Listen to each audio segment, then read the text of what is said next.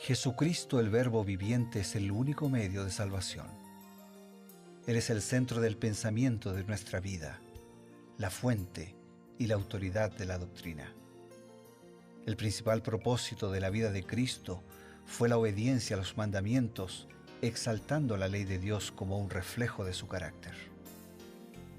El principal mensaje a ser predicado en el mundo, basado en Apocalipsis 14, está representado por 3 ángeles llevando el Evangelio eterno al mundo entero. Este mensaje se basa en los encantos inigualables de Cristo y declara que la hora del juicio ha llegado y llama a obedecer los mandamientos de Dios.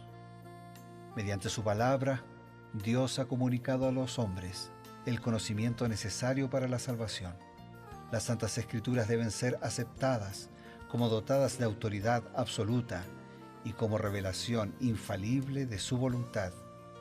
Y aunque el canon de las Escrituras inspiradas está cerrado, el Espíritu Santo continúa iluminando, amonestando y confortando al pueblo de Dios a través del testimonio de Jesús, el Espíritu de profecía.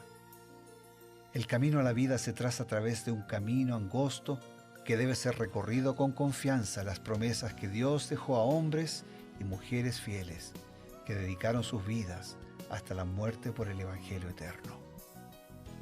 Los fundadores de la Iglesia soñaron con el día en que la revelación sería una realidad en sus vidas. Miraron con los ojos de la fe a aquel día glorioso cuando finalmente la promesa sería cumplida en la venida magistral de Jesucristo a esta tierra para recompensar a cada uno según sea su obra.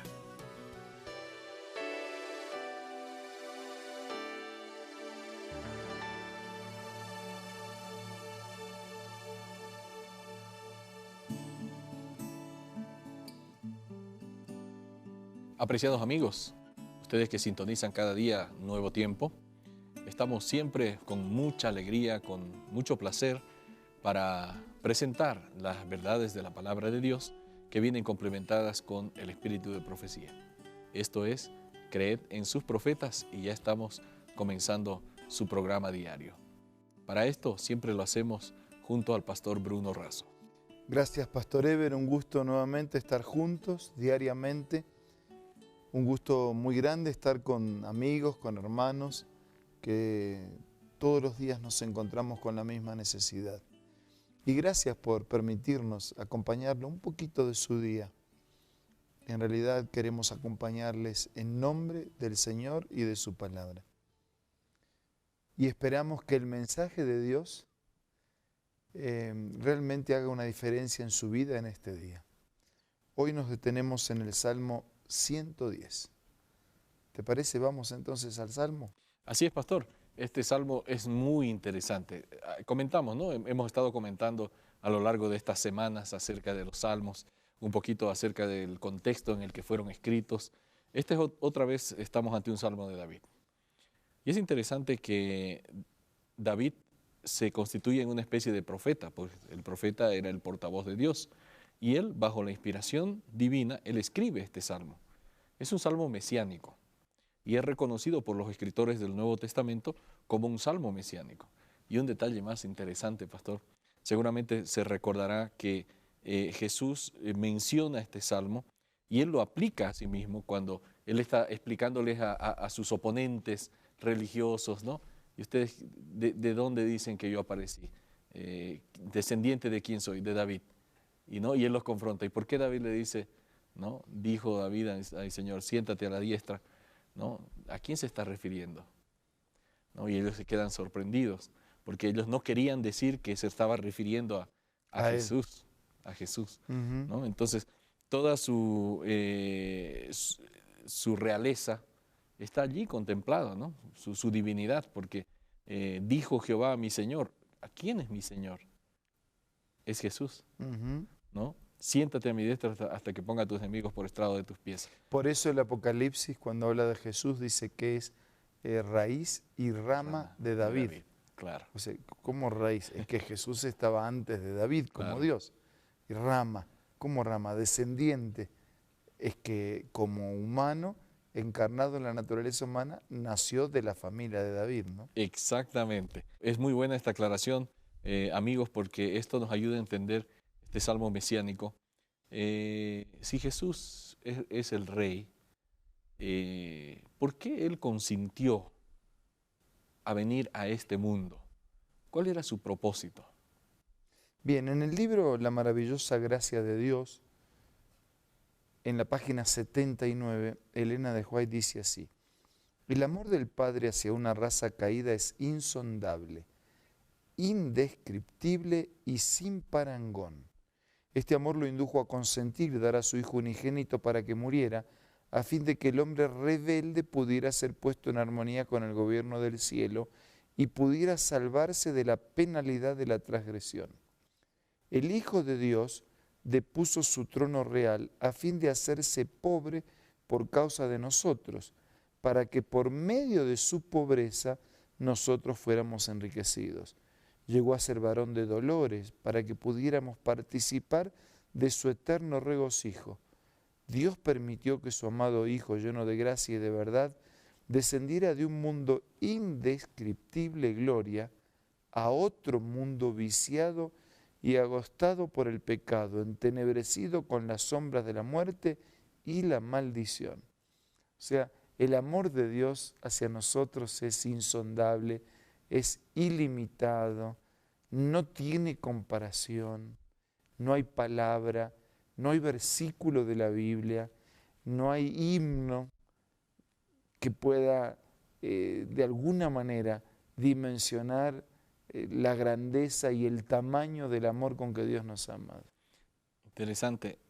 O describir, por lo menos en una pequeña parte. Es que eso es lo que hace la palabra. Claro. Lo describe en una pequeña parte. De paso, ¿sabes por qué?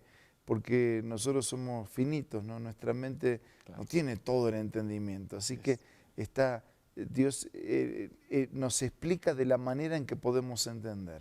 Pero el amor de Dios va más allá. Apenas lo ilustra el amor de la madre. El amor de la madre también es inexplicable, ¿no? Ama al hijo que merece ser amado y al hijo que no merece ser amado. Y para ella siempre son sus hijos. Qué lindo.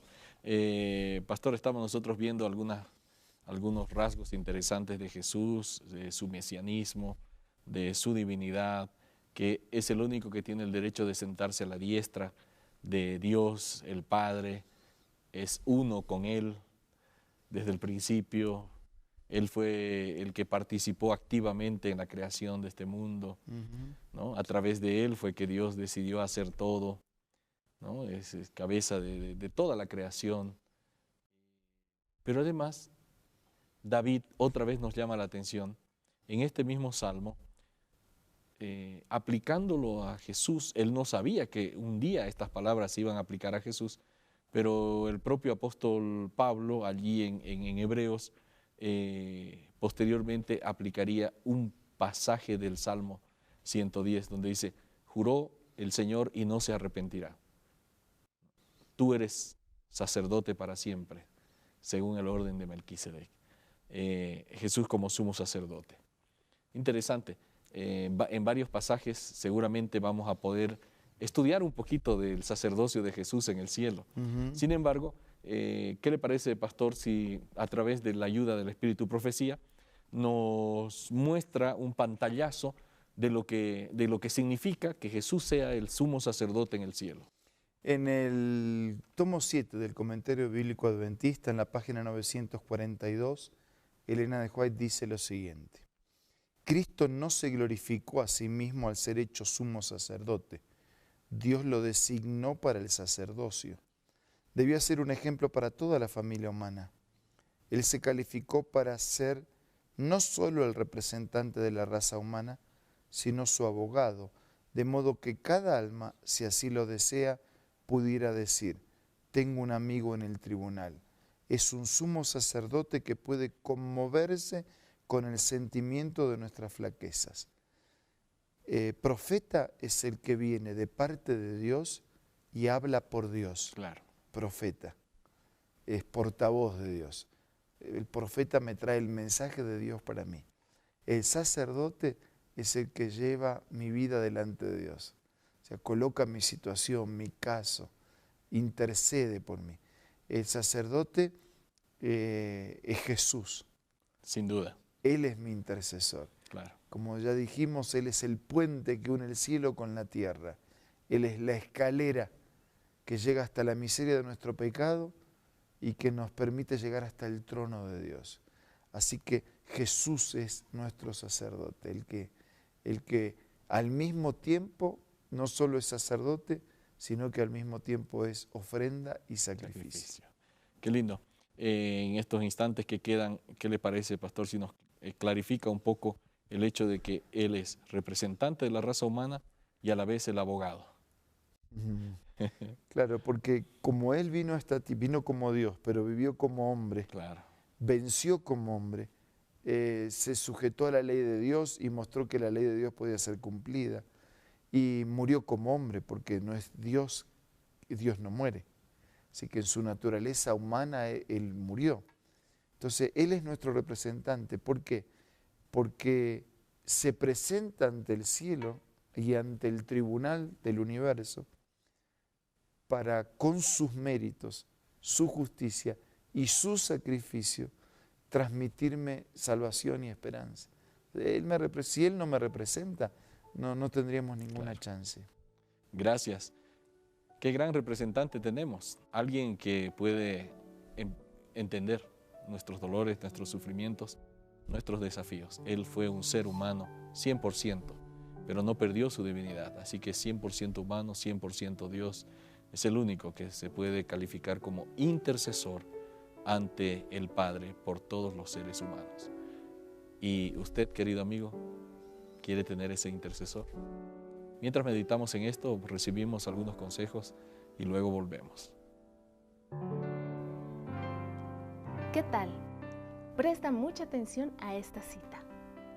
Jacob prevaleció porque fue perseverante y decidido. Su experiencia atestigua el poder de la oración insistente. Este es el tiempo en que debemos aprender la lección de la oración que prevalece y de la fe inquebrantable. Las mayores victorias de la Iglesia de Cristo o del cristiano no son las que se ganan mediante el talento o la educación, la riqueza o el favor de los hombres. Son las victorias que se alcanzan en la cámara de audiencia con Dios, cuando la fe fervorosa y agonizante se hace del poderoso brazo de la omnipotencia. Qué lindo, ¿verdad? Esta cita tú la encuentras en el libro La Oración, escrito por Elena G. de White. No puedes perder este maravilloso libro de tu biblioteca personal. Así que te invito una vez más, descárgalo como Elena G. de White del App Store o del Play Store.